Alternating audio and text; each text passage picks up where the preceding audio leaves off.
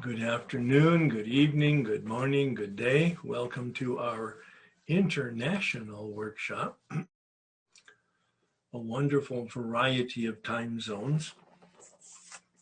My name is Herb. I'm an alcoholic. This call is being recorded. Please join me in prayer for the gift of an open mind. God, please set aside everything that I think I know about myself, my brokenness, the 12 steps in you, for an open mind and a new experience of myself, my brokenness, the 12 steps, and especially you.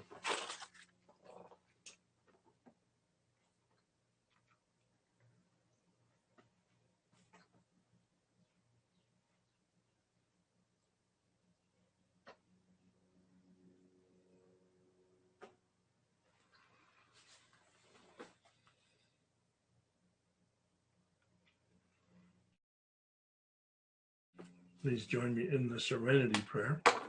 God, grant me the serenity to accept the things I cannot change, the courage to change the things I can, and wisdom to know the difference.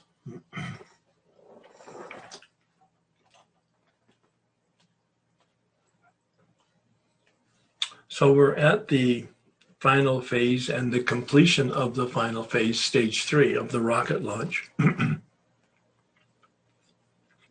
Stage 1, an experience of no power and a decision for a relationship with power.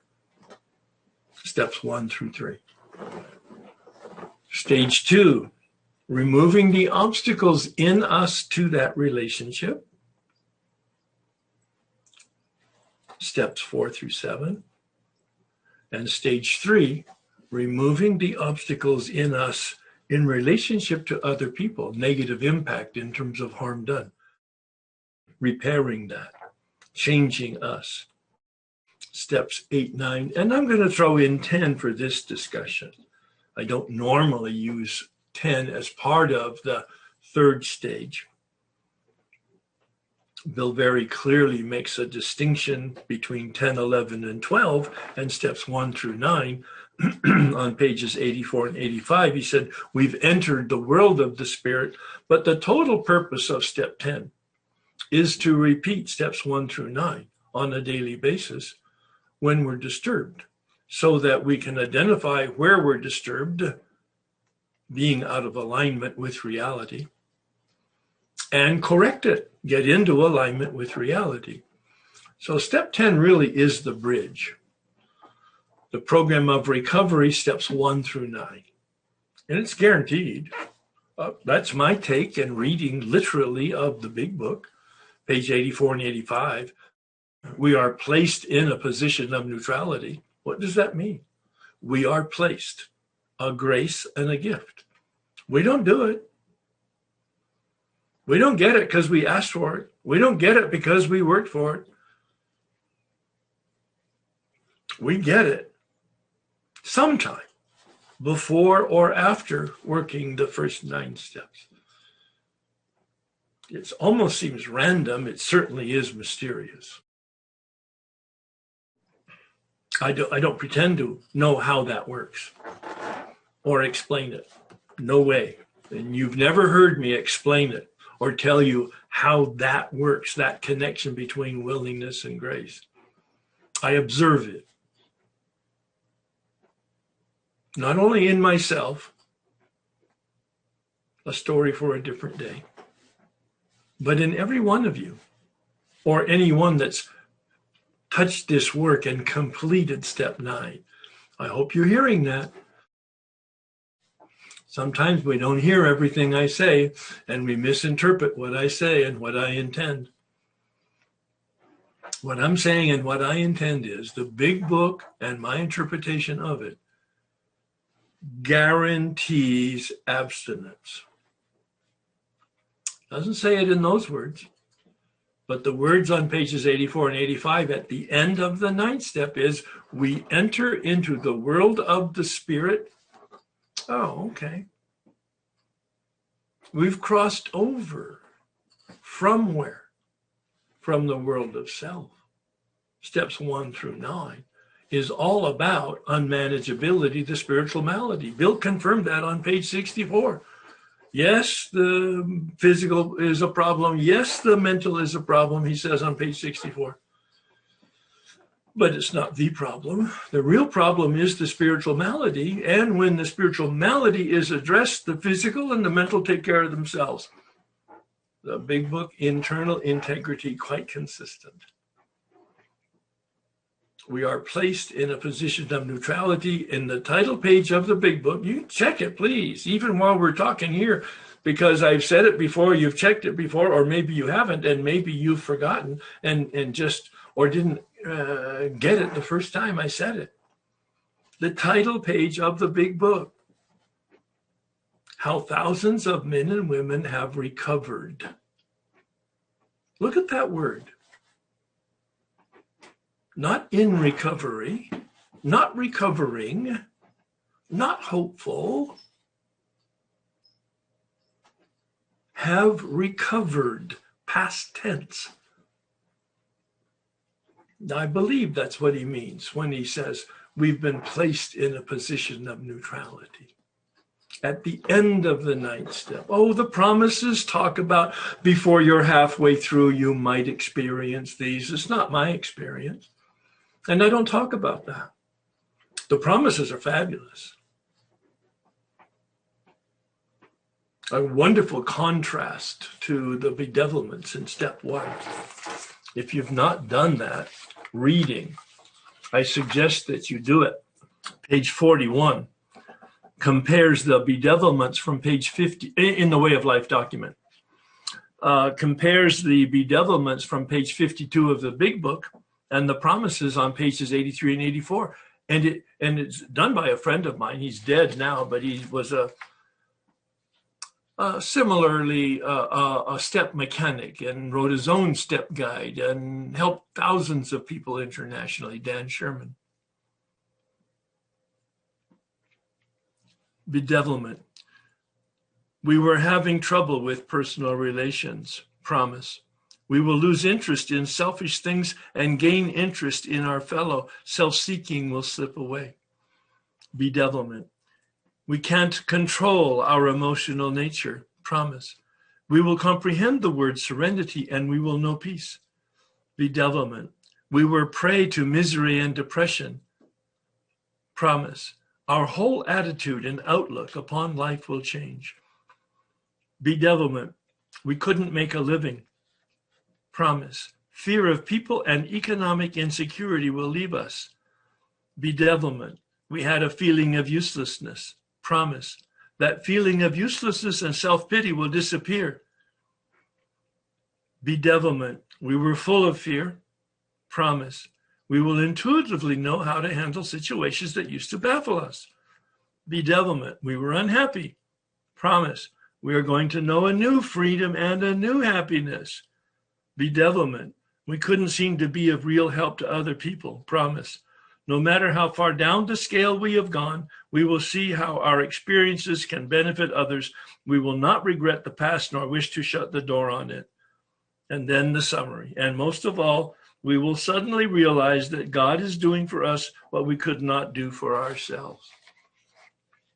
Amazing. I hope Bill was conscious of that when he wrote those promises, conscious of that they were in direct opposition to the bedevilments on page 52. Page 52, spiritual malady, those bedevilments, step 1.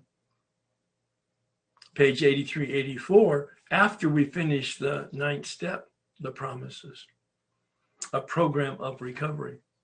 Well, steps 1 through 9 are the program of recovery. Steps 10, 11, and 12 is the program of living. You see, our addiction was the solution to our living problems. So when in fact we give up and are given freedom from our addiction, we still have our living problems. What's the solution there? Our relationship with power, so that we can know what to do and that we have the strength to do it. Listen to the 11th step. I mean, the internal integrity and organic explanation of this process. Hear it, step 11, the last few lines, praying for knowledge of God's will for us and the power to do it, to carry it out. A program of living, steps 10, 11, and 12. 10, to keep the channel clear of the impediments of self-centeredness. 11, to keep the channel clear. It starts out with inventory when we retire at night, to pick up at night what we missed during the day. We pick up at night in step 11 inventory what we missed during the day in step 10 inventory. Brilliant, just brilliant. Tongue in groove, I think the woodcrafters would say, in terms of a fit. And then in the morning, upon awakening, we ask for guidance so we know what to do. And we pray for the strength to do it. That's step 11. And of course, step 12 confirms the entire Megillah, that we are awake now, we've been brought to consciousness, and we live on principles because we've discovered that there are principles. And our major orientation, the major lens through which we look at reality and life, is how can I help? It's not about me anymore. The turning that we commit to in step 3 has been accomplished in steps 10, 11, and 12. In step 3, we said, oh, I need a relationship with power to deal effectively with this powerlessness of unmanageability. We couldn't even reduce it much by wishing or trying on our own power, Bill said on page 62. That's how we left step 1.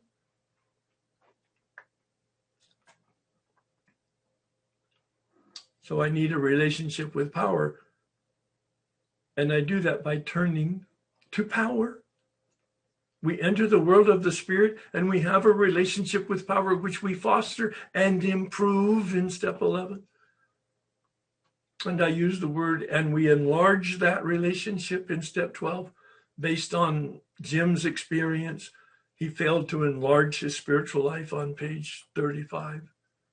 And on page 14, Bill says we enlarge and perfect our spiritual life through work and self-sacrifice for others. And I see that steps 11 and 12 are like a spiritual coin. It's a wonderful way to think about the integration of this process, this methodology. Step 10 and 11 on one side of the coin, a relationship with God. Step 12 on the other side of the coin, a relationship with the population, with the vast array of humanity. A relationship, not personal in that sense, but one that I'm here to contribute to life. I'm here to contribute to the benefit of the people in my circumstances, wherever I'm at. Look at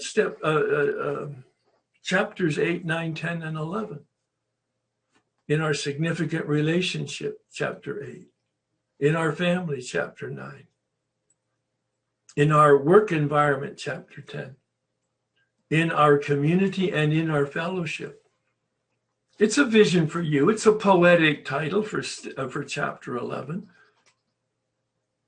But it captures in its description practicing principles in our community, whether that be our fellowship community or our non-fellowship community 24/7, the only lens I look through. How can I contribute? How can I help? It's life-changing. I've mentioned many times, I think, throughout our journey that I did a long-term study on happiness, looking at the literature, looking at the science, looking at the results of many authors' experience in studying formally, professionally. The conclusion of every one of the studies, over 10 that I read, 10 books that I read, conclusions of a variety of studies. So it's multiple studies. The same conclusion in every instance. No, the words were different. But underneath the words, the dynamic was the same. If you want to be happy, treat it as a byproduct. Don't focus on it, because that's self-centeredness. But if you truly want to be happy, have a meaning broader than yourself and contribute to the circumstances and people around you. Now, none of these people were coming at it from a spiritual standpoint. None of these people were coming at it from a 12-step standpoint. But the codes of most of the religious traditions is the same. Love God with all your heart. Love people as you love yourself, or as God loves you. Lots of variations on a theme. Have a meaning broader than yourself, a context. And be aware of and sensitive to contributing to the people around you. I don't mean make a ministry of it or make a 24/7 preoccupation or compulsion about helping it. I do not mean that at all. Each one of you has your own destiny. I challenge you to challenge yourself on page 68 when we did the fear inventory. If you don't remember that, make a note of it. Look back at your notes. We are in the world to play the role God has assigned. And I asked you to ask yourself, turn that into a question. What is that role? And by the end of the 9th step, reflect on the answer to that question. If you've held the question during the time that you did this work, completing step 9. What is my role? Each one of you is as unique as your fingerprint. Each one of you is as unique as your DNA. There hasn't been anybody like you. There isn't anybody like you. There never will be anybody like you. You're absolutely unique. And therefore, you have a very unique contribution that you're being invited to make. I don't know what this is, and many of us don't know what that is. But when we're awake to the question and we're in prayer for the answer, I do believe the Spirit will invite us consciously into our vocation, into our avocation, and some form of ministry, meaning helping.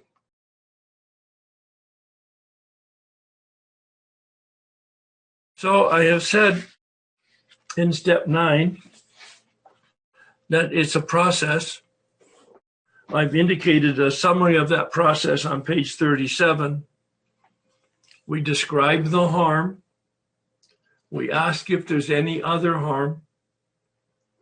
We pause to allow them time to gather their thoughts and their feelings, to be able to talk about stuff that has been festering for a while, or maybe they don't want to, or maybe there isn't any. It doesn't matter. There's no rules here. But my experience is we describe at least our perception of how we negatively impacted the other person. That's the first part of this 4-part dance. Then we say, is there anything else that you would like to talk about? There might be lots of stuff, but they don't want to talk about it, either because they don't like us, or because they're embarrassed, or because they just want this over with because they're uncomfortable. It doesn't matter. Is there anything else that you would like to talk about in terms of the negative impact of me in your life? How did I diminish the quality of your life? And then I suggest the amends. I'm going to pay you the money back. I can give you a check. Or if I can't, I can pay you $25 a week. Or if you can't, I'll pay you as soon as I start having some money, and I will give you $25 a month minimum. Is that okay? We make a suggestion. We ask for their buy-in. And then we pause and ask a question. Is there anything else that you suggest to repair this damage? Is there any way else I can balance the scale of justice in terms of the harm that I brought you and or your family? And we pause, we listen, and we wait. The amends process doesn't have to take long. I've never talked about being there for 5 minutes or being there for 5 hours. But common sense tells us they're uncomfortable with it. They want it over with usually. Some family members might want to have a little bit more dialogue, and that's where you set inside yourself your own parameters. Especially this is true for parents, especially for mothers with children. Mothers who are filled with guilt and shame because of fill in the blank. And they sit there feeling that they have to submit themselves to abuse for hours while the child vents their rage or their hurt for the history. Now, I do suggest that, yes, you sit there for a while. I do believe it's part of the healing process to hear what has been said, to feel the emotions that have been experienced, to understand the negative impact of ourselves on our children. And if you determined, I'll sit there for 15 minutes and then I'll say, thank you so much. Perhaps we could continue this conversation at another time, or perhaps I suggest that we have some therapy to deal with these issues together and I will pay for that. Or maybe you say, well, in yourself, you don't have this discussion with the person, but within yourself, and obviously you've discussed it with your sponsor, maybe it'll be an hour. I will sit there and listen for an hour, but no longer than that. Or maybe 2 hours. Again, no rules, no regulations. This is between you and God, and I hope you can talk to your sponsor about helping you set up common sense parameters here. Most people want it over with. I don't expect that I spent any more than 15 minutes in any amend that I ever had, with 3 exceptions. My wife and my 2 daughters, each of them separately. They're very articulate, and both of them in program, so they had the words to be able to describe, and they understood the process, so they were in it to heal themselves, but also to set a new stage for us to move forward in our relationship. My son, on the other hand, who's not in a program and he's an introvert by nature, I believe, and was pretty uncomfortable with the whole process, it was over in 15 minutes. With my wife, it wasn't over for a lifetime. In this sense, I believe in living amends, but not what you hear in a lot of meetings. Oh, I don't make direct or indirect amends because I'm another, and the step says if you don't do it, if you're going to hurt the person or any other, and I'm another. Well, that's just bullshit. I'm sorry.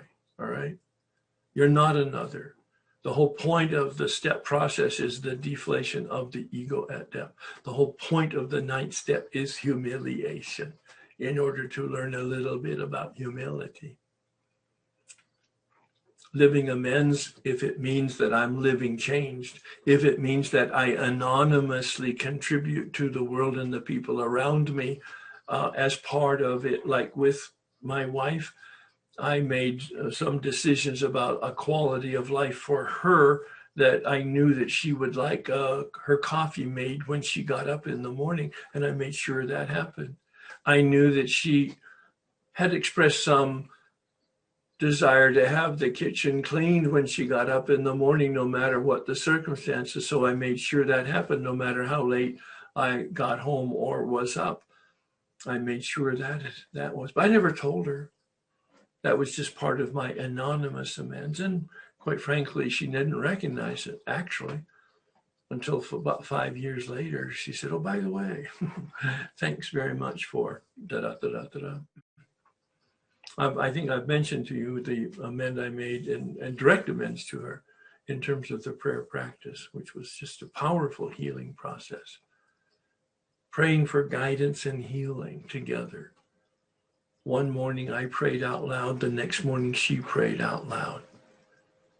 She's in the program. She's a very spiritual woman. And so she embraced this opportunity for the healing and believed in it. And we continued that practice for several years. I hope you have paid attention to the meditation on forgiveness in the Way of Life document on page 38 to 40. It's a 3-page meditation that came out of my experience with the process steps 4 through 9, and then was confirmed by my reading the book I've suggested be a terrific book for you to read if you're interested in more information on forgiveness, by Fred Luskin, called Forgive for Good. And so I've incorporated some of his major titles as part of the process, because the process doesn't differ whether it's a psychological process or a spiritual process. The process doesn't differ. The words around it differ. And so I use some of his words to show that there is a cycle and a process here that's totally psychological, very human, and very predictable, and very doable. That's the whole point of the forgiveness process, that decision to release them and the experience, paradoxically, of being released by that. So,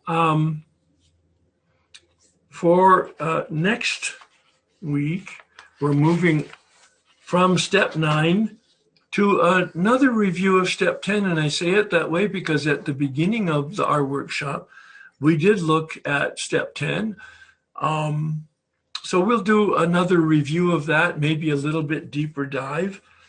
So take a look at assignment 23. Items number 1 and 2.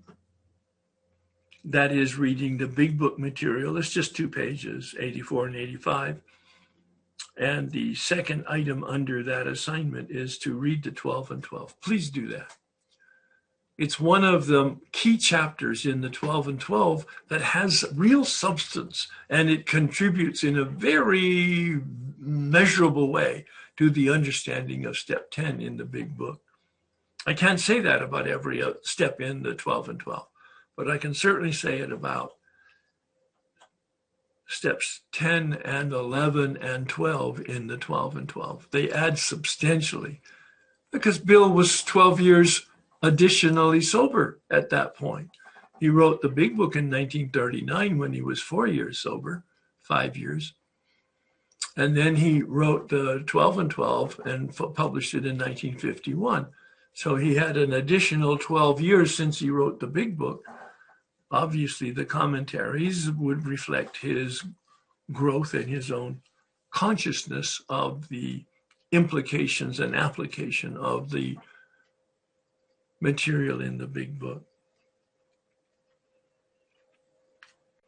I have suggested that you use 3x5 cards to make your 8-step list, and that will guide you like a roadmap in your 9-step process. But review each one of them. Each one of them, review it. Some of it might be superficial, but some of it may be quite in-depth and substantial. With your sponsor or step guide or somebody with common sense and experience. With making amends generally, and for the more substantial ones, that they've had a specific experience. The man who helped me heal my relationship with my wife through the amends process had had a parallel experience with me in terms of his family relationship and his marriage. And because he was successful with his process, he had experience to be able to guide me so that I was then successful in my process. All right, I'm going to spend a moment then talking a little bit more about some specifics about making amends. So the man who gave me the instructions on my 8th and 9th step said, that you can make amends to dead people, the best way is to create some type of a symbolic gesture. Go to a cemetery. My father was cremated. There was no place he was buried. And so he suggested I go to the local cemetery. Based on that experience, which I'll get into in a minute, my recommendation to people is, if there's a convenience to go to the cemetery where your person is buried, whether that be a friend or a relative, and it's geographically reasonable for you to do that, then go to the actual grave. But I wouldn't personally fly across the country. I wouldn't recommend that. I know people that do. But the reality is the person's dead. And what you want to do is have some type of a symbol of that that's real. So go to the cemetery, as I did. I sat on a hill and I invited in prayer my father's spirit to be present. And this man said, bring a pad and a pen and write a letter there. Don't write it before you go to the grave, but write a letter there while you're there, following that 4-part process that I talked about. And then once you've written it in prayer, then read it out loud. Wow, that was such a powerful experience. It actually felt as if my father's spirit was there. He'd been dead 12 years. Of course, I had done the other work of the prayer for the removal of deep resentment, my 5th step, my 6th and 7th step, and now I'm prepared to try to attempt to heal the relationship, even though he's dead. And when I got to that last item, I said, is there anything else that I can do? And I mean, it was very clear, as your voices are to me today. The voice said, take care of your mother. And so I was able to then get a hint as to my next amends, which would be to my mother, who was still alive, but she had disappeared. Before I leave my father, as I walked out of the cemetery, I could feel that I was completely healed of that anger, that deep rage that I had been completely removed at that point, and I walked out a free person. I use the same technique with regard to people I can't find or shouldn't find. There are people that you can't find, even with our social media and technology instruments today. You just can't find people, or you don't even remember their names or anything like that. I create a prayer practice because I still feel I owe an amends where I've created harm to somebody. Now, it might be I pray one day, I might pray 3 days, I might pray 3 weeks, I might pray 3 months. But I make a decision in prayer about what I plan on doing to repair the damage, that spiritual healing. I believe in the power of prayer. And so that's what I have, a specific roadmap as to how to make those amends. People that I can't find. How about people that I shouldn't find? There were many people on my list. I knew exactly where they were, usually women, and I had harmed them. And I had very corrupt motives for getting back into their lives or their presence. And this man never told me what to do, but he always asked me really healthy, penetrating questions about my motives. And I came to a conclusion. He never told me what to do, but I came to a conclusion that it would be inappropriate to get involved with a contact with people that I haven't seen in 10 or 20 or 30 years, and to disrupt their life to make me feel good or to look good. So I added them to the prayer practice. In addition, he had such humility that he said, I don't have any experience with that particular situation with a woman. So you go to a woman in the program who has experience with amends, and ask her if she were, in fact, the receiver of your harm 25 years ago. Number one, would she even want it surfaced again? Or would she just want sleeping dogs to lie asleep? And if she wants to have it addressed, ask her how she would want it addressed. Well, when I met with that woman who I trusted implicitly, one of the wisdom women in our community, she described that, yes, she would. And here's how I would recommend that you do it. I followed her direction. And it was to make a phone call to get her and not anybody else on the line. And this was 30 years ago, so there wasn't the technology that was available today. And fortunately, first try, I did get her on the line, and I went through my 4-part confirmation discussion. And during it, she was saying she was so grateful that I had made the contact. She was very grateful that I had expressed the remorse and the regret for it. And I was there to bring reparation to her. And at the end of the conversation, before we left, she said, "This has been so healing." And I hadn't used that word, but that's the experience that she had in that process. The point of that is to get direction from people who have experience. I send people, as I think I might have mentioned earlier in previous discussions, to attorneys and to insurance agents and to accountants and to lawyers. Oh, I said that. Therapists to get some direction in the variety of ways that we can harm people. I mentioned that my mother had disappeared, and my father, in our meditation, had said, "Take care of your mother." So I wrote her a letter, but I didn't know where she was. She had literally sold everything and had no forwarding address. She was very angry with me. That's a story for a different day. And it was about money. And she said she loaned it. I said she gave it, and it was a large sum of money. And so she sold everything and moved without any forwarding address and had been gone about 4 years. So I didn't know where she was, but I knew that she got a pension check from the labor union that my father had worked for. So I went to the labor union. I had connections because of the work I did. And they agreed to send a letter to my mother. I said, I don't want to know where she lives. I want you to take the letter and send it to her. And they did that. When I wrote the letter, I followed the process, and I put several pictures in that of the kids. That's where I came up with that suggestion. And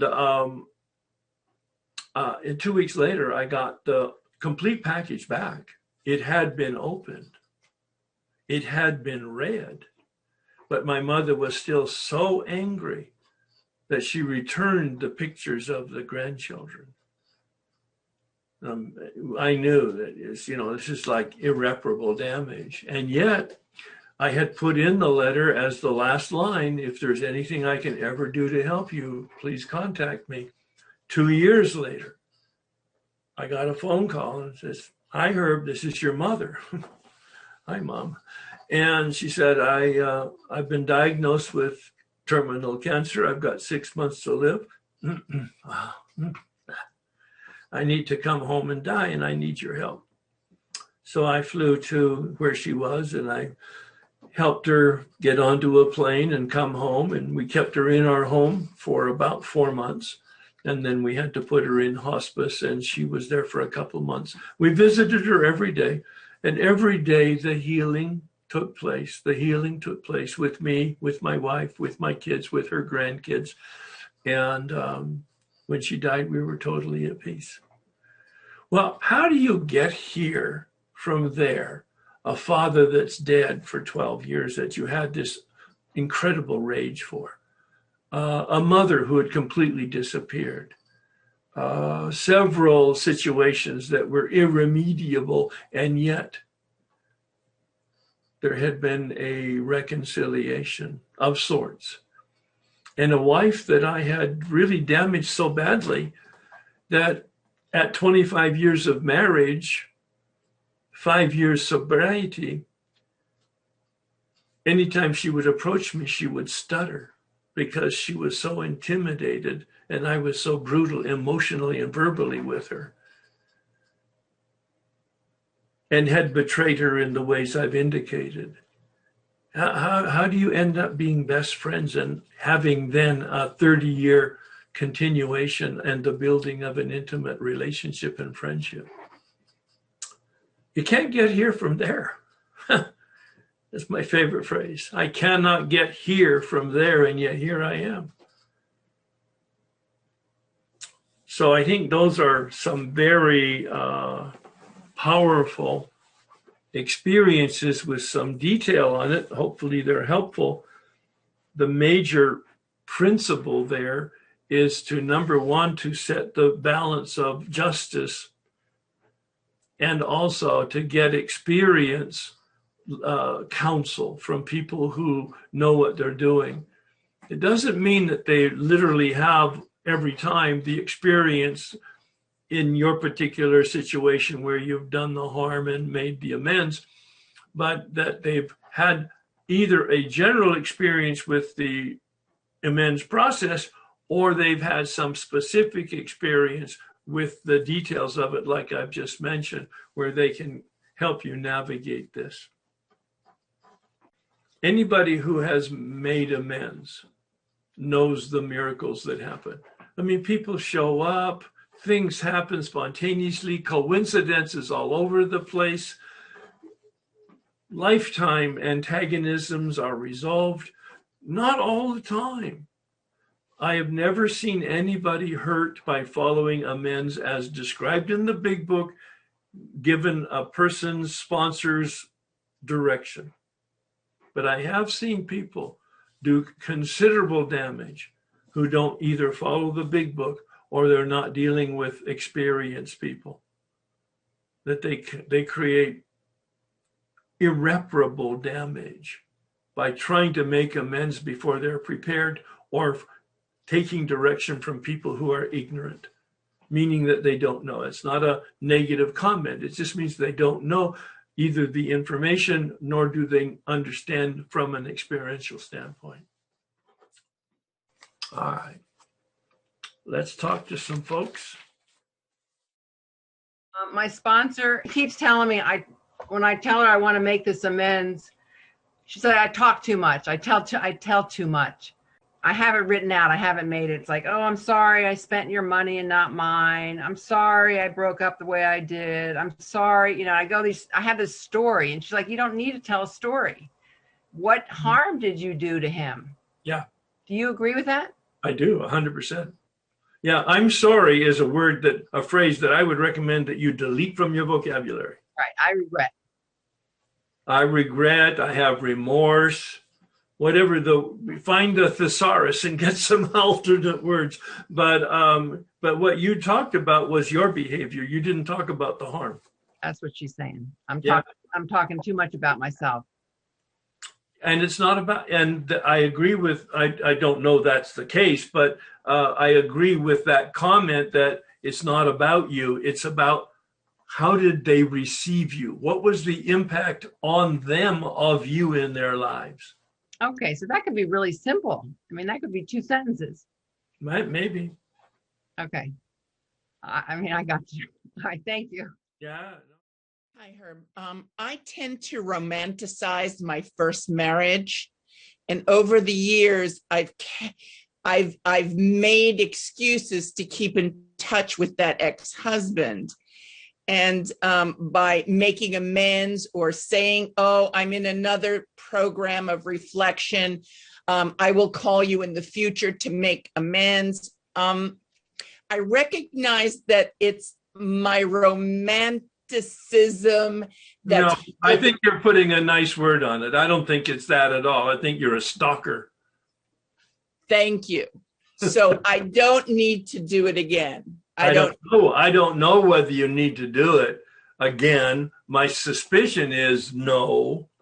But you can approach it in prayer and to see if there's anything that's been left out that's of substance that this person wants to hear from you. I doubt that they want to hear from you personally. Okay. Thanks, Herb. Thanks a lot. Well, what do you think? I think if anything, a short note, but I don't think so. Yeah.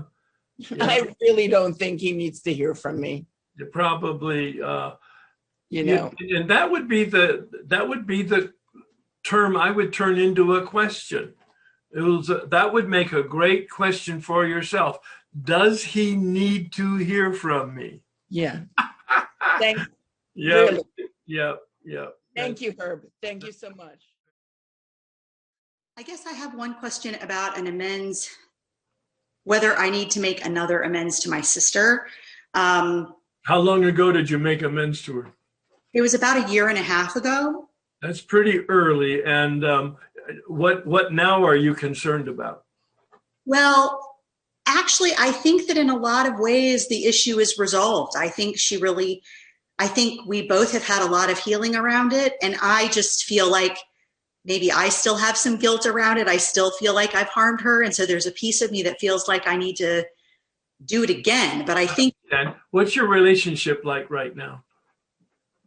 Much better than it ever used to be. But tell me what it is. Well, we live in different states. We talk every couple of weeks or so. Oh, you're talking regularly. Yeah, we talk. Why? Why? Just because we're sisters and we talk. And so you like each other. Yeah. Okay. All right. Yeah, and we didn't used to. I mean, we really didn't. We fought like cats and dogs for a long time. You plan on seeing her in the near future, or 6 months or a year? I saw her in March. I'll probably see her again. Yeah, this summer sometime. Why don't you put it on hold so that when you're with her and you're having lunch or you're taking a walk, you could say, we've had this rocky relationship, and boy, I still have little hints of guilt and discomfort. How are you doing? Okay. How about keeping it really easy and simple? That sounds fantastic. And informal. Okay. The funny thing is that's kind of how I made amends to her the first time. It was sort of this informal, I have this thing that's been on my mind and I just want to talk about it with you. But that's why I was wondering if maybe I didn't. How did that work? It worked really well. We get along much better since then. Well, really. If it's not broken, don't fix it. Okay. All right. Well, that's yeah.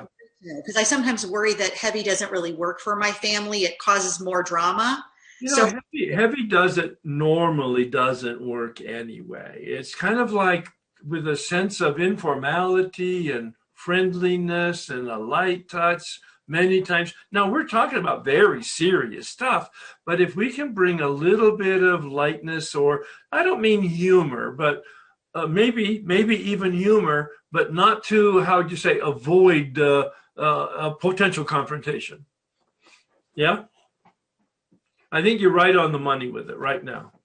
Okay. All right. That's so good to hear. Thank you so much. Because I've really been thinking maybe I was just holding on to too much guilt about it and shouldn't say anything, but to know that I can check back in and see if we're complete and do that. Well, especially since you've got an ongoing relationship. Yeah, it won't come out of the blue. It'll be just part of a normal lunch, breakfast, dinner, walk kind of conversation. Okay. Yeah. All right. Well, thank you. Yeah, you're welcome. Meanwhile, if you want to do something very positive, pray for your sister's healing. Pray for her to have the energy of the spirit that you would want. Okay. Yeah, a nice positive affirmation that way. All right. Well, thanks, Herb. Yeah, you're welcome. Thanks so much. Yeah, I'm in my step 8 right now, and I was talking to my sponsor, and she wanted me to start with immediate people first, like with parents and siblings. And I haven't spoken to my father for 18 years. So her suggestion was that this might be a harm to not to talk to somebody. I'm not sure. What do you think here? Well, first of all, my recommendation is to start with the easier ones first, not with family. Normally, those are more difficult if there's been some drama in the family.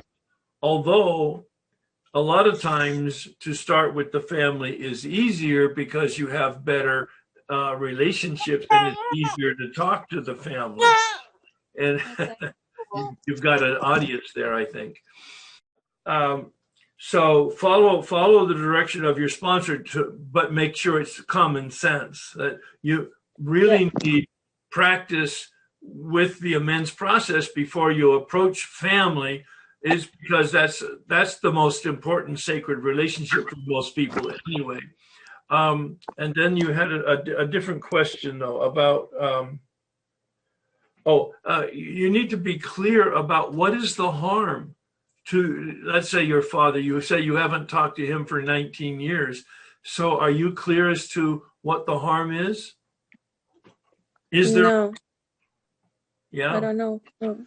Yeah. So tell me a little bit about that in terms of you not talking to him. Was that his idea or your idea? No, I think I moved out when I was 16, and it was hard to move out. So when I was 16, I really wanted to move out. So I went to social workers and I said, look, my family is horrible. I need to move out. And they wouldn't believe me. They said, look, as long as your dad doesn't hit you and there are no signs, we can't take you.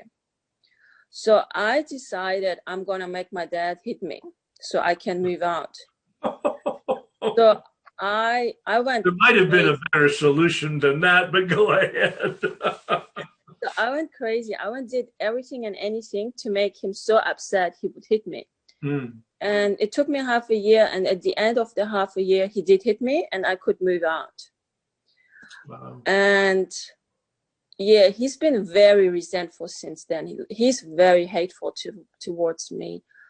And I just could see that he's doing everything to take revenge. Yeah. Okay. So you really hurt him in many different ways. Number one, by provoking him to hit you. He has to feel very embarrassed and guilty and shame about that. But also for you to go away and literally abandon the family, that's a complete rejection of him, which would have hurt him emotionally, I'm assuming. So you can suspect that. And since you left home at 16 and a half or 17, you have not talked to him? No. Yeah. So has your sponsor given you any direction as to what to do here? No, she actually said she doesn't have that much experience with step 8. That's why she's trying to make me ask other people. Wonderful. Good for her. Good for her. Very mature and healthy. My sense is that you probably ought to write a letter. If you want to have, well, you should, in prayer, determine whether you want to have a relationship with him or not.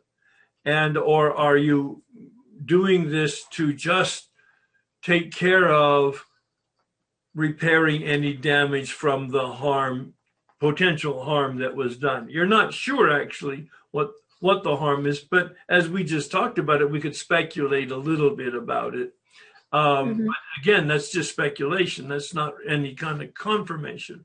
So I would suggest that you write a very short letter saying you're involved in some self-reflection and you realize that your behavior and moving out was probably very harmful to him.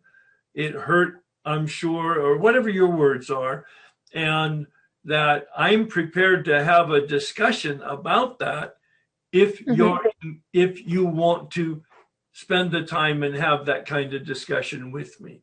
So you're sort of setting it up as to what it's about and that you're open, but you're not going into any detail.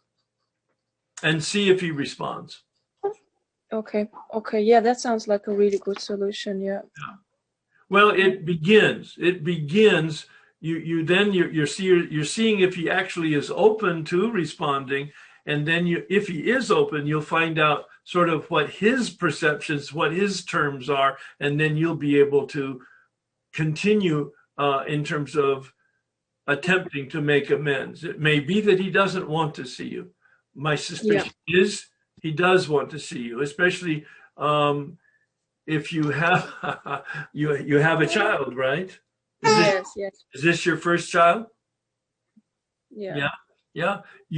I mean, if I were writing the letter, I would counsel you to include a picture of your child. Okay. Okay. Yeah. That'll determine, that whether he's open and at all, and it might overcome some of his resistance to being open. Does that make sense? Yeah, very much so. Yeah, thanks. Show us the baby. Show us the baby. There it is. Beautiful. Yeah, thank you, Howard. Yeah, thanks very much. You're welcome. You're welcome. Be slow, be circumspect in prayer, but this is a very important exercise for you. All right? Yeah, it is. Yeah. Yeah.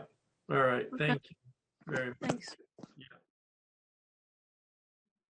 My question is, what about that harm? Will I just say, how do I talk to my kids about that? Do I just say, I don't want to yell at you anymore, or I have yelled at you and it's been bad? They're all saying, oh, yeah, but you'll probably do it again. They're just teenagers, Oh, yeah, well, okay. Well, How old are they now? 16, 19, and the oldest one's now 21.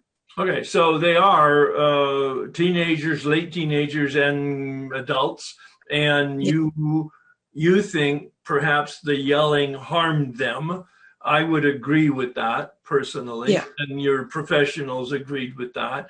And so now you have to come to grips with, how do you talk to them about that? First of all, you have to make a commitment, like you're talking about, to stop that yelling, to pause and not yell to the best of your ability. Yeah, like you indicated, pause is really the most important instrument for sort of containing yourself, so that it says it in the big book too. Yes, we pause when agitated. And I'm like, why did not I get that? Yes. And then figure out a conversation that you will have one-on-one with them, and quite frankly, do it in whatever order you want, but do it consecutively within a day or two, because once you do one, they will talk amongst themselves to each other.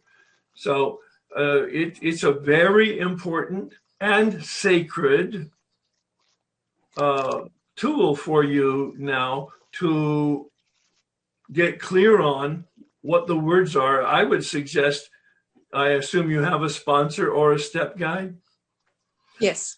I would suggest that you actually do a dress rehearsal with that person, that you actually sit with that person and go over literally as if you were talking to each of the three children, and hear yourself with the words and the feelings and the phrases and the behavior, whatever else, so that you actually are going to have a much smoother sort of rehearsed and practiced.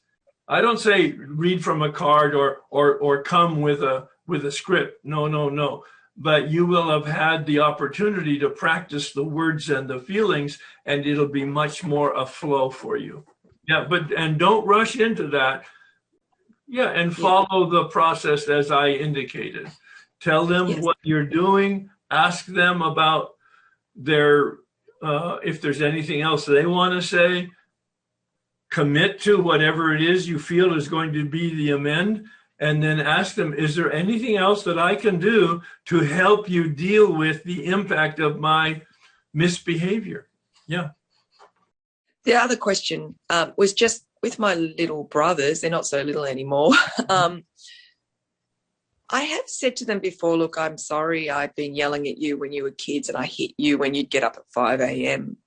I was very nice. That was when I was 15, I think. And I've said that to them before, but I don't know. One of them's got quite a lot of, bad problems. The other one's a very high up lawyer, but he's, emotionally, it's hard. And I just thought, well, should I say anything to them again, and like how I've hurt them, or I just don't know if I should. I said, I've done it. I said, I'm sorry, I was not nasty to you when you were little. It's in another previous one, but I'm not sure. Should I do anything about that? Well, first of all, I'm sensing from your words, your phrases, and your facial expression, you really don't want to do it. No, but I don't want to leave it undone. I still feel. No, you raised the question. One of them's got quite a lot of problems. One of the things that you're going to have to learn when you're talking to people is not to interfere with them responding to you. Right? I'm having a difficult time having a conversation with you. Oh, you keep overriding and confronting and interrupting me. Yes. All right. So pause. It's okay to be slow. You don't have to defend yourself, at least with me. All right. So did you make amends to your brothers as part of a program before, or just as part of a psychological effort? No, I did it when, AA. I did it with AA, the big book. I don't know what I'm saying maybe I didn't do it fully or like we're doing it now. I just said, I'm sorry. I was really mean to you when you were little, and I is there anything I can do for you now? And pretty brief, really. Do you think I should do it again? Or? I don't know. But number one, what was their response to you? They sort of brushed it off. Okay, well, that was a while ago. Yeah. Yeah. And that would be, my sense is you did the best you could at the time. They were not particularly engaged in the conversation.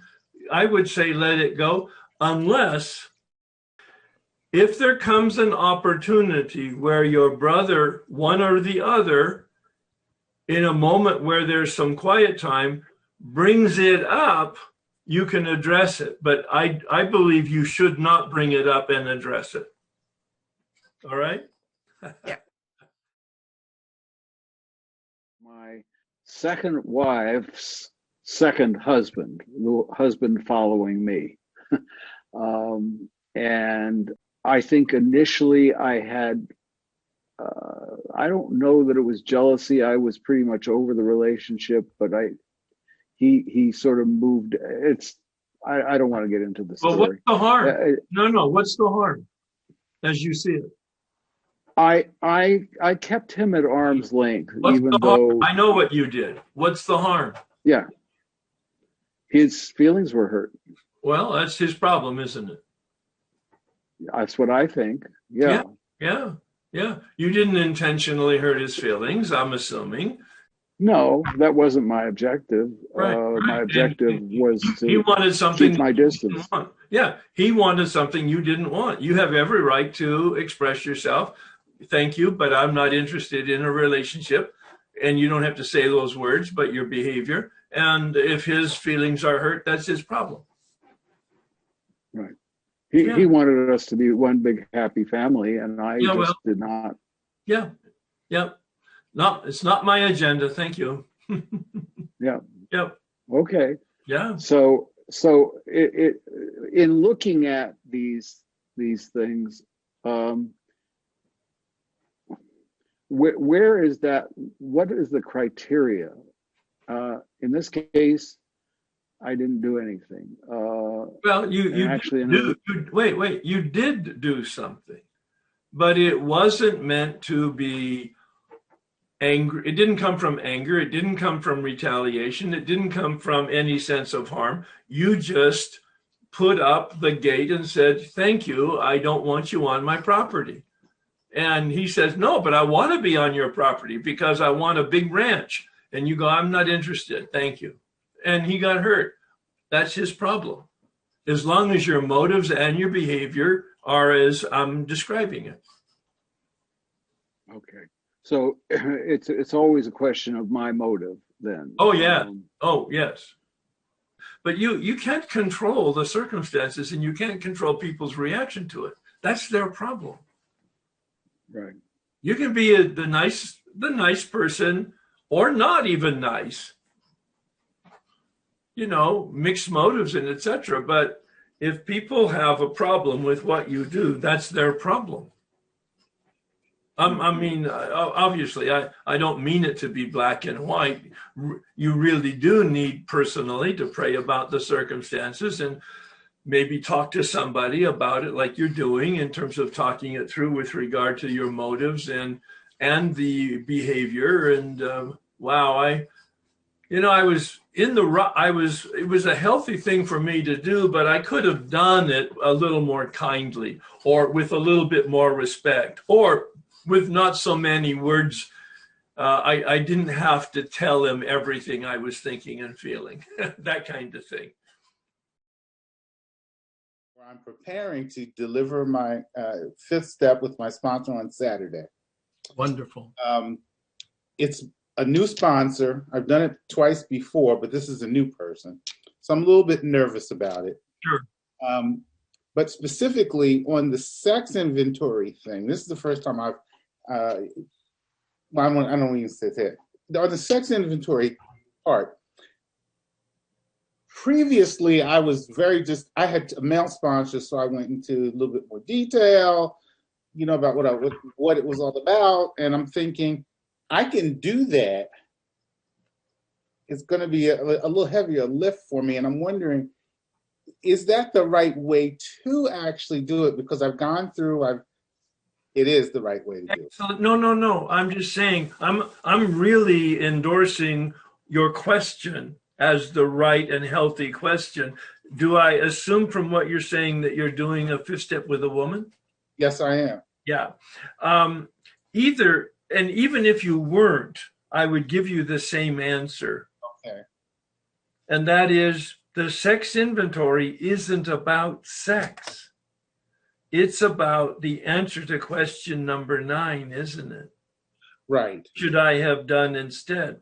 So it probably, even if you were, I do have both experience and an opinion on this, that when you're giving it to a man, you can talk more freely about the things that bother you and be specific about that in terms of the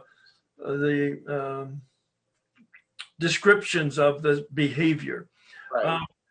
When I heard women's inventory back 30 years ago, there were not many women, there weren't any women in my area who had done this work. So my wife agreed that I should do the work with 5 women in order to create a small nucleus of women who could then help women. And our agreement was that I wouldn't hear their sex inventory, or if I did, I would only hear the answer to question number 9. What should I have done instead? And these women I would direct to give their sex inventory in whatever fashion they chose to a woman. So I think your sensitivity is really, really, really good, very healthy. All right. And bottom line, now I've given you an awful lot of words. When you're giving your sex inventory to a woman, you might ask her how she would like to hear it, that you would like to keep it at the level of principles and general kind of overall experience rather than any specifics. Will she be okay with that? Okay. So thank you. Appreciate that. I think the intention behind my question is a level of embarrassment and shame. Yes. Yeah. And quite frankly, you talk about that with that woman. Okay. You talk about your embarrassment. You talk about your shame. You talk about your guilt in the sort of the general emotional sense without getting too involved in any of the Details. pornographic words. Right. Okay, you can do that. Because those pornographic words are not necessary, but your feelings are. Right. Okay. Yeah, does that help? That helps a lot. That helps. That's a great question. I've never answered that question before, so that was a really good question. Thank you. So I took your advice about getting an accountability buddy to remove my character flaws, and the one that I'm really working on is my impatience and intolerance, which comes across as harsh, and I just can't help myself. At times.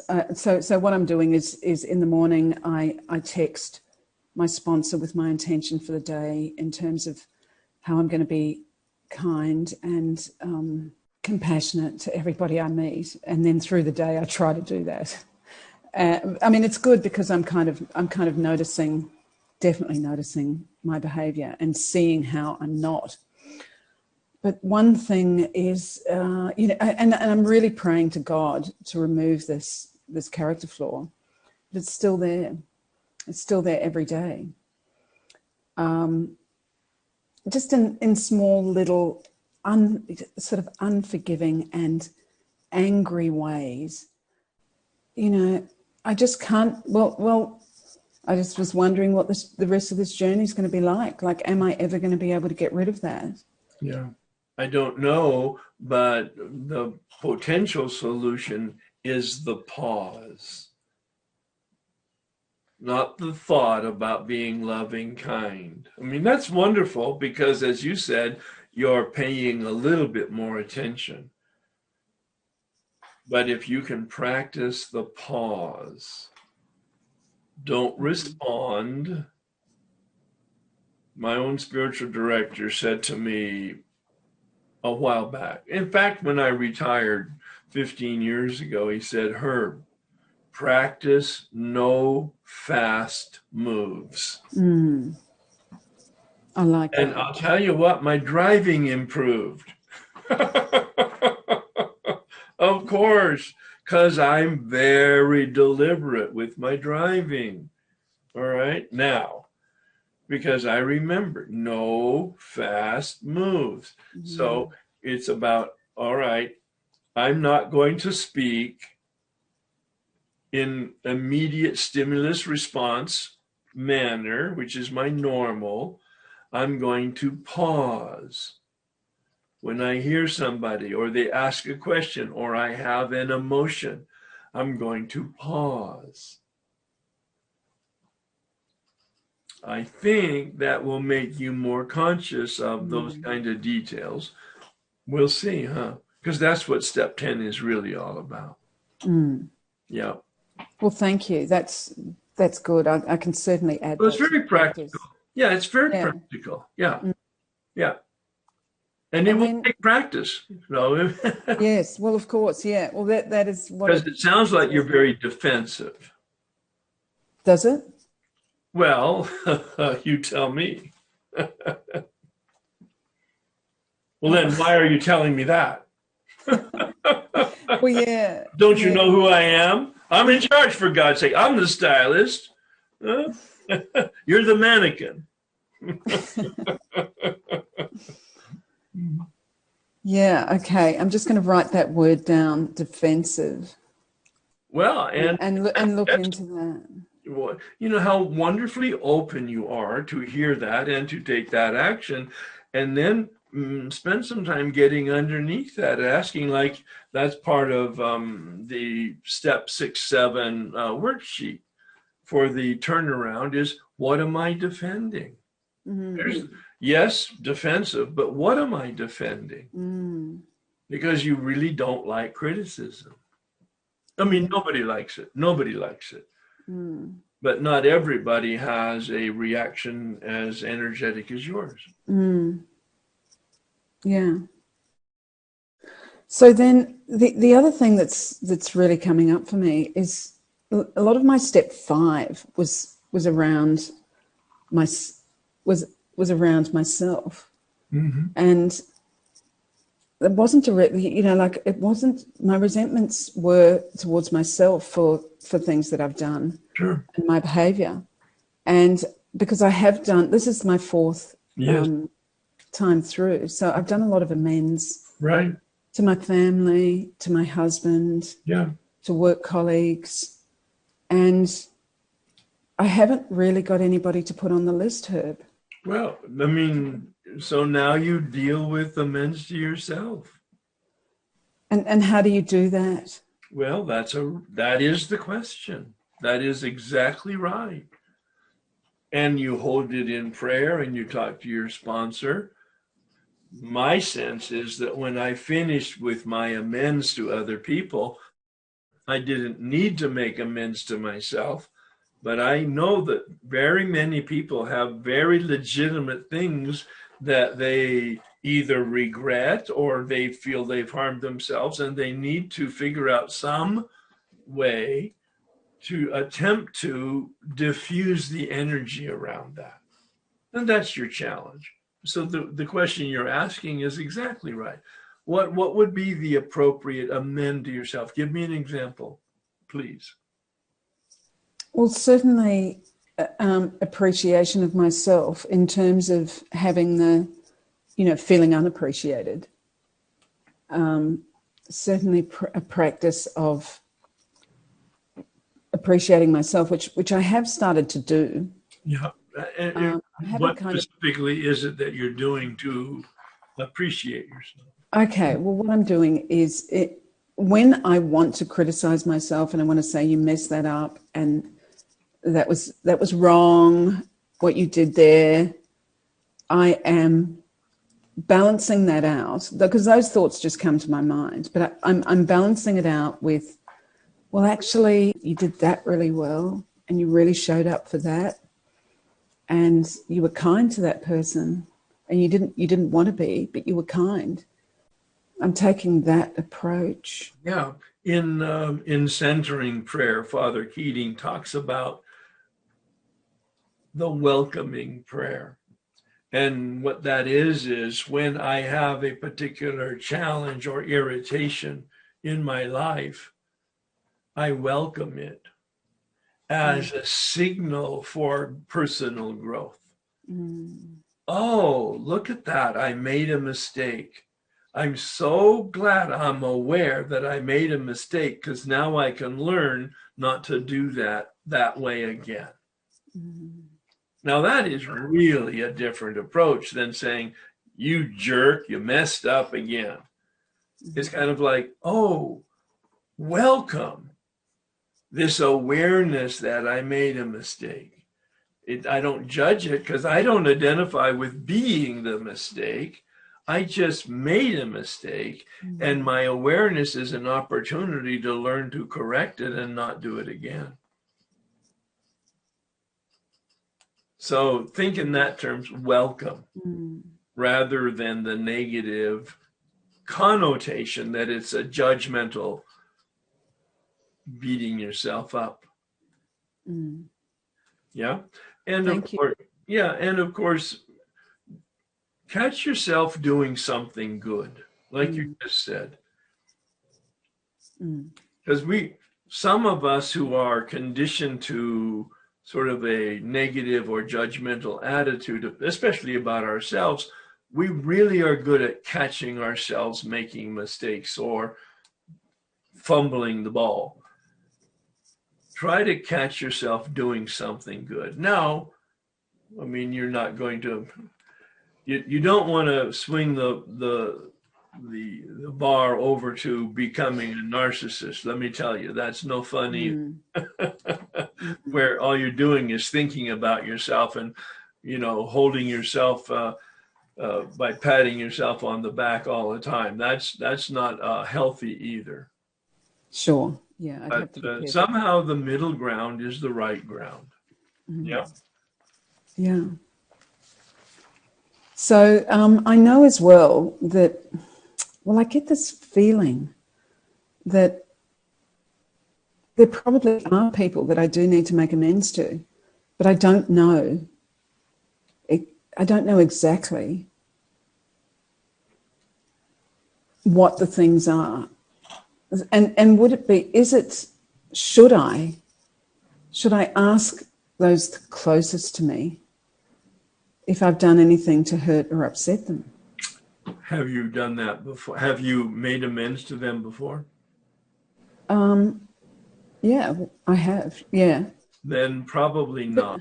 Then Okay. unless you're very aware of a grosser issue, then the subtleties of social stuff, I wouldn't be a pest, quite frankly. No. Yeah, you You have mentioned an the word informal walk or an informal cup of coffee with somebody and say, how am I doing since the last time I asked you how I'm doing? But keep it light, right? Don't make it a big deal. Yeah, well, I'm thinking as well of people that I haven't made amends to, but that are long-term friends. And I know that over the period of, being a friend for a long time, there are resentments that can build up. But are you aware of any? I'm not aware of anything particular, but I remember if you have again, another informal conversation with a really close friend or friend, whether it's close or not, and you're curious, it could be, I've been doing a lot of reflection upon my life and cleaning up things where I've made mistakes. Is there anything that we need to talk about that you would like to talk about? Light touch again. Light touch. Don't make it a big deal. Don't make it serious. Don't it's the agenda that we're going to get together. No, don't do that. See what I mean? Yeah. Because you're not aware of anything. But if in fact you want to put your heart at ease, ask.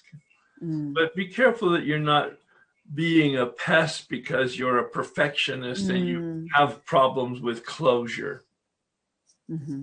Yeah. Thank you, Herb. Yeah, you're welcome. These are all wonderful questions, and my comments are so capable of being broadened for other people's use too. So I'm so glad we had the conversation. Thank you. My partner, my ex-partner, what did I do? Alcoholism, food addiction, fights, control, demanding, broke his heart at the time. What harm did I cause? Sadness, shock, frustration, grief, upheaval, love. Specific actions changed my behavior, kindness and respect towards my husband. Repair the damage, maybe only a card or a call, but might be too triggering. How long ago? How long ago? 10 years ago. Have you ever made amends to him? Not really. I mean, we broke up. And I went through a very thorough process with him. But I had just got into recovery a year before, and I just outgrew it. Yeah. He called me on my wedding day, and I couldn't pick up the phone. We sent a nice exchange. That was it. Yeah. Well, again, here you have to ask yourself, is your initiating a contact going to just pick at a scab that he might have rather than bring any type of healing to it? It sounds to me like it was, sure, heartbreaking. And yes, you were probably not as balanced as you would want to have been in the termination. And you're certainly a changed person at this point, but my sense is for you to go poke at the hornet's nest would be really not in his best interest. So you might want to think about some form of spiritual creative process, as I've recommended people have a prayer practice for 3 days or 3 weeks or whatever the number would be. Make it specific so that you're not locked into something that's ambiguous, and then pray for that person's healing and the quality of their life. And my sense is that's probably going to be a wonderful practice for you to bring yourself to some conclusion, and you're going to save any type of nostalgic heartbreak again for him. Okay. Yeah. Thank you. And one more that is two young women that I went to school with. They were like my sisters, but we were in active addiction together. And as I went into my recovery years, you know, they kind of pulled away from me, and I guess I pulled away from them. And I didn't invite them to my wedding, and they've never forgiven me. Mm-hmm. One is just literally, you know, hasn't returned any. Well, all right. So you didn't invite them to the wedding, but what's the harm? They were offended. All right. Yeah, they were hurt. All right. Why didn't you invite them to the wedding? What was your... I just felt at the time that there was so much love in the room, and I felt there was a lack of love coming in from them. So you didn't want them at your wedding? Yeah.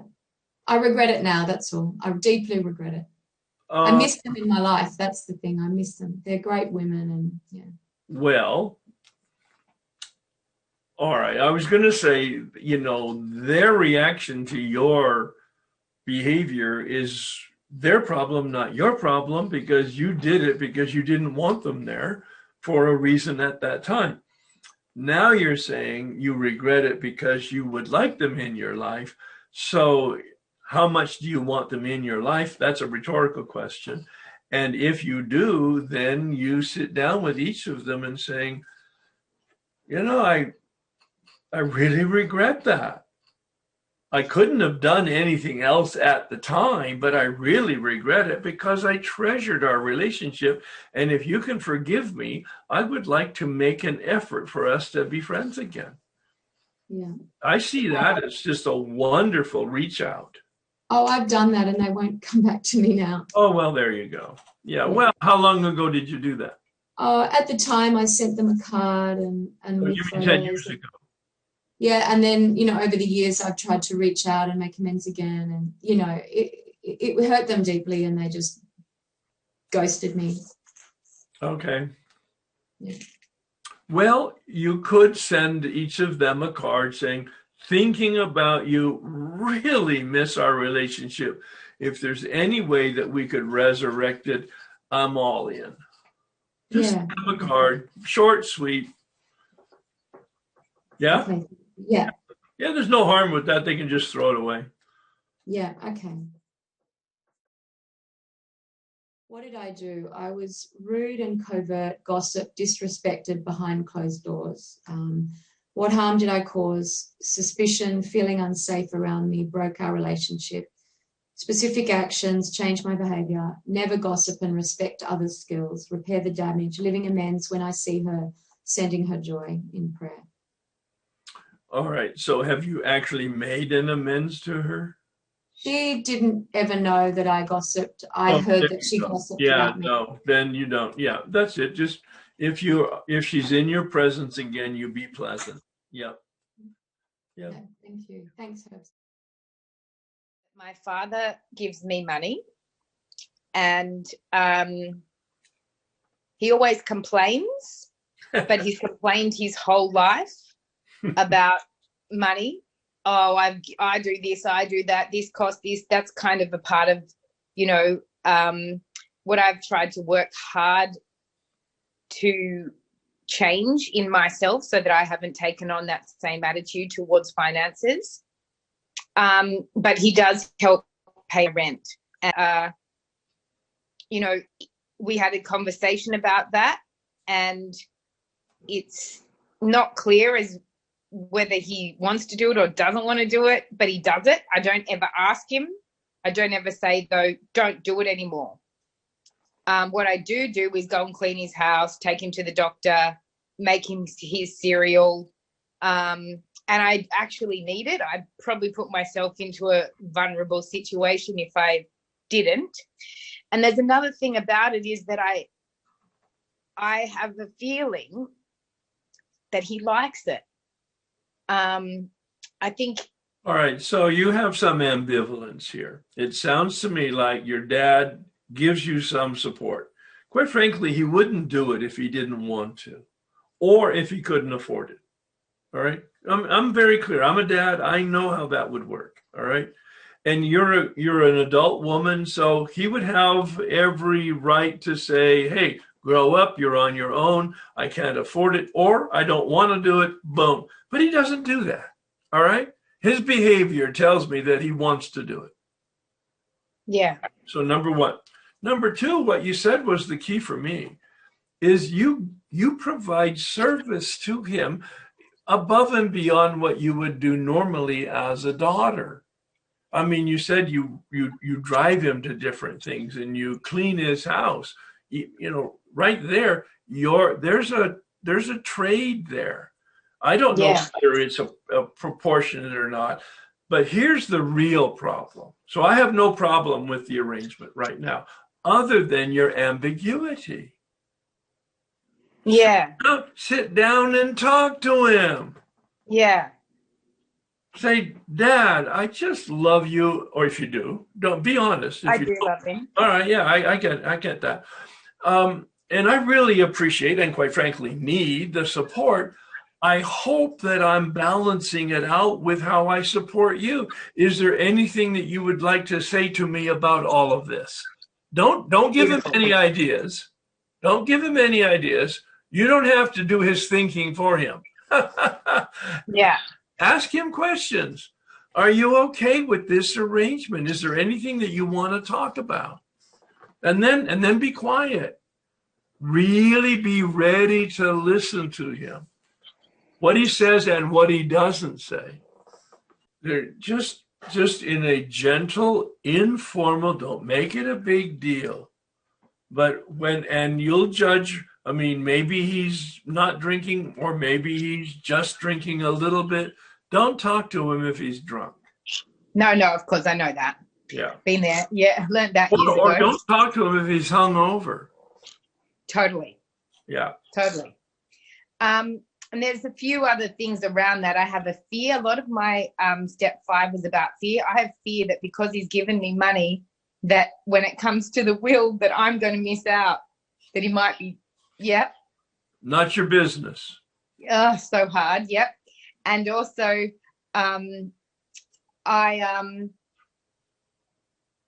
I still have regrets and hold on to some terrible things that I said to my mother, and I still feel guilt and shame. When I was a teenager, people say, "Oh, you're a teenager and you didn't know." It was a very hard situation. She had really bad You were depression. a little brat. You were a little brat, right? Yeah. Yeah. I said I hated her. But she's not available now. You say she ran away. Is she still alive? Do you know? I don't know. She escaped from a mental hospital and it's been 10 years. Let's just assume she's missing. Let's assume she's dead or will be. Yes. And go to a cemetery and sit there and write it out. Write it out, pray it out, and then read it out loud. Do not miss that part. Write it out there. Don't write it before you get there. Write it out there. Be prepared to be there for an hour or more. Write it out when you're there and then read it out loud as if she's there and you're actually having a conversation. From my experience, it's quite healing. Yeah, I kind of do that every year, but it's still there. Every year I do a step 4, I still feel, oh, Mum, I'm sorry about that. So maybe and there's this thing called it's an 8-day prayer that I do.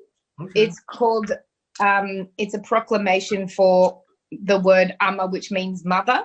Yeah. And I was thinking that I do it every year and kind of subconsciously it's been for my mum. You get up, you wash your hair, you do a puja, an Indian prayer ceremony, and you, before you do anything, pick a flower and make an offering. And it just so happens that it's coming up this week in line with Amends. So I thought I will take the time to do that 8-day prayer with the intention of offering good intentions for everyone that I feel those feelings towards. Wonderful. like my resentments. Yeah. But I'm wondering if I can put a few people into that service. Do you know what I mean? If I can make it for the all the people that I have resentment about, that I need to pray about, that I've already done amends So to. you're looking to be very efficient and put them all in the basket. Yeah, well, I sit for half an hour and pray for each one. You'll figure that out. Yeah. Yeah, okay. Yeah. Yeah, I just want to do it right. But I love what you said too. You can't do it wrong. You can't do it wrong. Yeah. Yeah. Really important for me to remember was you said something about as long as you're not a perfectionist, coming across as a perfectionist, perfect. I've tried to say sorry to people, which is done damage. Like, you know, so I feel better about not being uncomfortable in a situation. So I realize my amends is to show up to family events and be uncomfortable. Yes. Show up to family events and so everyone doesn't love me or doesn't feel like they love me or whatever, and sit there. And so I think things like that are really helpful. Yeah. Okay. Thanks, guys. Let's bring it to closure with the serenity prayer. God, grant me the serenity to accept the things I cannot change, courage to change the things I can, and wisdom to know the difference. Thanks, everybody. You guys are definitely on it.